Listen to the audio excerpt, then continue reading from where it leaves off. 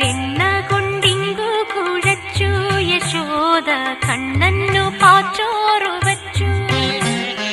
വെണ്ണ കൊണ്ടിങ്കു കുഴച്ചു യശോദ കണ്ണന്നു പാച്ചോറു വച്ചു. ഒരു വായ ഉണ്ണാൻ പ്രിയമാമുണ്ണാൻ ഓരോന്നു ചൊല്ലി വിളിച്ചു. ഉണ്ണിയെ ഒക്കത്തെടുക്കാൻ കൊതിച്ചു. ഒരു വായ ഉണ്ണാൻ പ്രിയമാമുണ്ണാൻ ഓരോന്നു ചൊല്ലി വിളിച്ചു. ഉണ്ണിയെ ഒക്കത്തെടുക്കാൻ കൊതിച്ചു. വെണ്ണ കൊണ്ടിങ്കു കുഴച്ചു യശോദ കണ്ണന്നു പാച്ചോറു